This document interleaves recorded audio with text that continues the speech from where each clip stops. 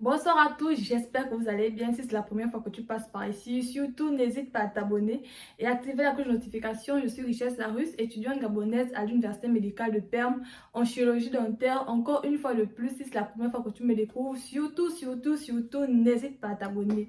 Je sais que ça fait de cela, je dirais 3 semaines que je n'ai pas publié de vidéo sur ma chaîne YouTube, mais vous savez que la rentrée, c'était la semaine dernière, raison pour laquelle j'ai dû m'absenter, mais je suis de retour. La mère de Costa est de retour pour enchaîner des vidéos.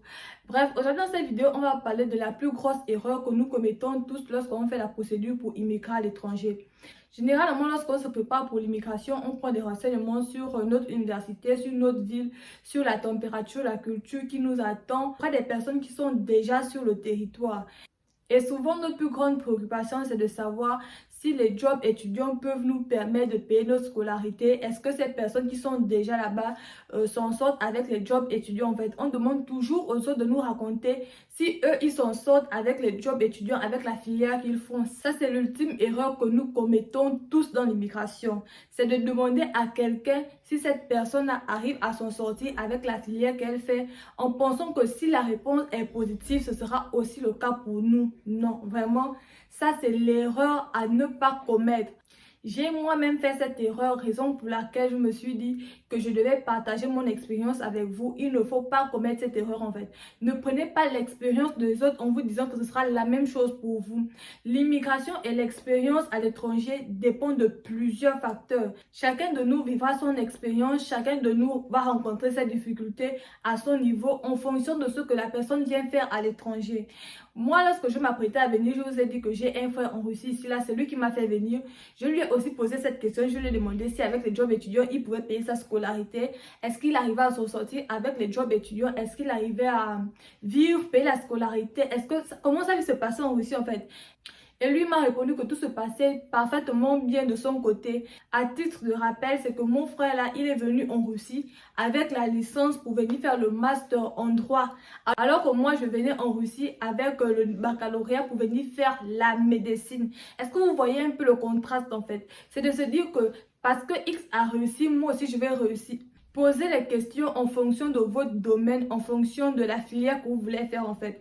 Si vous voulez demander à quelqu'un qui est déjà sur le territoire si c'est possible de payer sa scolarité grâce au job étudiant, demandez pas à cette personne-là si elle paye sa scolarité grâce au job étudiant. Demandez plutôt si vous pouvez payer vos scolarités grâce au job étudiant. Je ne sais pas si je me fais comprendre. En fait, j'essaie de vous faire comprendre que si quelqu'un qui fait par exemple informatique dans une petite ville, l'informatique coûte par exemple 130 voire même 150 000 euros.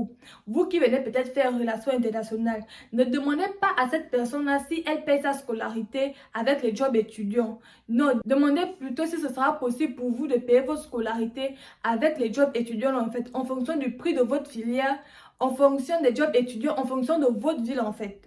Lorsque mon frère m'a dit que oui, avec le job étudiant, il paye sa scolarité, il mange et tout, ça va bien pour lui, de temps à autre, il envoie l'argent au pays. Moi, dans ma tête, étant au pays, je me disais déjà que bon, lorsque je serai en bas de fac, après l'année de langue, au sortir des cours, je vais aller travailler, je rentre après, je vais faire 3 heures de travail, 4 heures de travail. C'est comme ça que j'avais déjà imaginé ma vie, mais lorsque je suis arrivée, lorsque j'étais en année de langue, et que les gens qui font la médecine ont commencé à parler de la médecine en disant qu'il n'y a pas assez de temps, l'emploi du temps est vraiment surchargé, il y a les pratiques. C'est vraiment compliqué de jumeler entre les jobs étudiants et les études à l'université. J'ai commencé à réfléchir en me disant, mais qu'est-ce qui s'est passé? Mais qu'est-ce qui s'est passé en fait? Parce que mon frère lui m'a dit que oui, lui pouvait payer sa scolarité grâce à ces jobs étudiants-là.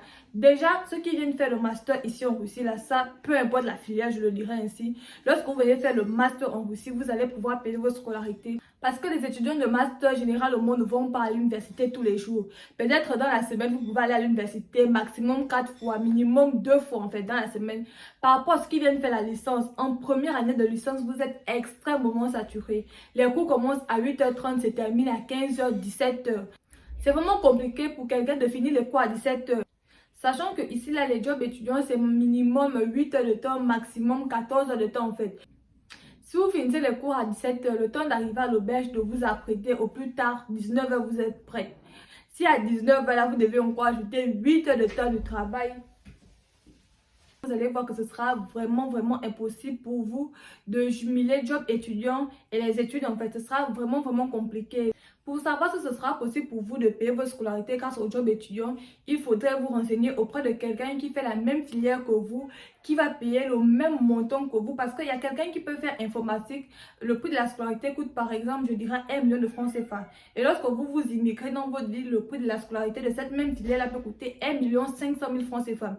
Et ce ne sera pas pareil en fait, le défi ne sera pas au même niveau. Et comme moi, je ne viens jamais sur les réseaux sans preuve, je mettrai mon emploi de temps et je vais un peu vous expliquer comment ça se passe. Je prends mon deuxième téléphone. En mode la star manière. J'ai pour habitude de dire que les gens qui viendront pour faire la médecine ne doivent pas compter sur les jobs étudiants pour payer leur scolarité parce que l'emploi du temps est extrêmement surchargé. De lundi à samedi, vous êtes à l'université. Après, même vous avez les pratiques. Les pratiques peuvent durer 30 jours, voire même 45 jours. Donc, ce sera vraiment compliqué de dire que vous finissez de faire 8 mois à l'université. Après, vous avez 1 mois et demi de pratique. Après ça, vous avez peut-être 45 jours de vacances ou 30 jours de vacances. Pendant ces 30 jours de vacances, vous allez payer une scolarité de 230 000 roubles, voire même 250 000 roubles ou même 200 000 roubles. Ce sera vraiment impossible.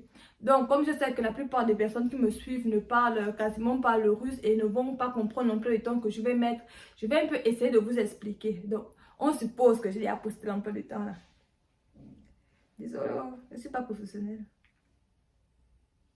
Ah, je viens de voir ça, je suis avec toi. Tu m'écris sur le téléphone. Je vais mettre l'emploi du temps ici là et je vais vous expliquer. L'emploi du temps en russe, on appelle ça le raspисania. Donc, vous allez voir raspisania, nazanyatia, vtoroi cours, genre l'emploi du temps des cours de deuxième année. Dans notre promotion, nous sommes à 5 groupes et les 5 groupes-là ne font pas cours au même moment. Il y a le groupe numéro 1 et le groupe numéro 2, ils font toujours cours ensemble. Il y a le groupe numéro 3 et le groupe numéro 4, ils font cours ensemble. Et il y a nous, le groupe des étrangers, on fait cours généralement entre nous étrangers, mais il arrive que dans certaines matières, il arrive qu'on fasse certaines matières ensemble en fait. Vous allez voir PN, PN ça veut dire polytechnique. De 8h30 à 10h05, on a microbiologie. Là, c'est uniquement entre nous les étrangers. À partir de 11h, on a Gigena. On va faire Gigena avec le groupe numéro 3 et le groupe numéro 4. De 14h pile à 16h25, on a propédeutique, stomatologie et zabalevanie. Donc, imaginez-vous le lundi, on est à l'université de 8h30 à 16h25. Le temps d'arriver à l'auberge, de s'asseoir, de tout ça là, vous allez être là 19h comme ça là, comme la blague. Le mardi, le premier cours, c'est la lecture et la lecture se fait entre tous les groupes en fait. Il n'y a pas de premier, de deuxième ou de troisième groupe. Nous tous, on fait les lectures ensemble dans un même auditorium. Donc, le mardi de 8h30 à 10h05, on a lecture de propédeutica. Après de 11h20 à 13h45, on a normal na physiologia. Après de 14h40 à 17h05, on a immunologia. Le mardi, on finit à 17h05. Le mercredi, de 8h30 à 10h55, on a médecine skaya informatica. De 11h pile à 12h25, on a physique skaya cultura. De 13h30 à 15h05, on a médecine skaya informatica, là c'est la lecture. Après de 15h20 à 16h55, on a pathophysiologia, toujours la lecture. Le jeudi de 8h30 à 10h05, on a normal na physiologia. De 10h20 à 11h55, on a prophylactica. Après de 12h40 à 15h05, on a prophylactica, c'est maintenant le cours. Le premier c'était la lecture, le deuxième c'est le cours. Après de 15h20 à 16h55, on a anatomia. Donc, je ne sais pas, depuis que j'ai commencé à vous énumérer, là, je ne sais pas si vous allez voir un jour où on finit à 12h ou alors si on finit à 15h. On ne finit qu'à 17h, 16h55, 16h25. Bref, on continue. Le vendredi, premier cours, on a pathophysiologia de 8h30 à 10h05. Deuxième cours de 11h20 à 12h55, on a matérialovénie. Troisième cours de 14h pile à 15h35, on a Ruski Yazik. Samedi, ça veut dire on est censé dormir. De 9h pile à 10h35, on a patho-anatomia. Après, de 11h pile à 12h35, on a une lecture en immunologia. Après, de 13h10 à 14h45, on a opérative na chirurgie. C'est un peu pour vous expliquer comment ça se passe. Comme je vous l'ai dit, l'emploi du temps est extrêmement surchargé en fait. Dire qu'à la fin des cours, vous allez aller travailler et après le lendemain, vous allez être à l'université, ce sera quasi impossible pour vous. Parce que ici en Russie, c'est l'étudiant lui-même qui prépare le cours et le professeur va examiner ce que l'étudiant a eu à préparer et va juste apporter des modifications en fait. Si vous savez que vous avez un petit budget, que vous êtes serré, que votre poche c'est vraiment pas ça, que financièrement vous n'êtes pas stable, ce n'est pas la peine de prendre des filières à 200-300 000 roubles. Vraiment fouillez les filières médicales. Si vous comptez sur les jobs étudiants pour pouvoir payer votre scolarité, fouillez les filières médicales. Laissez les filières à 200 000 roubles en fait, peu importe la filière, même si la filière là c'est marché, tant qu'elle coûte déjà 200 000 roubles, laissez ça. Allez-y dans les filières à 150 000 roubles, 160 000 roubles, 100 000 roubles. Je sais même pas si ça existe encore une filière à 100 000 roubles, mais j'ai énuméré juste comme ça en fait. C'est pour vous dire que faites vraiment le bon choix de la filière. Faut-il pas vous retrouver dans une filière que certes vous voulez faire, mais que vous n'avez pas les moyens de le faire en fait. C'est ça en fait la difficulté à l'étranger. On veut bien faire.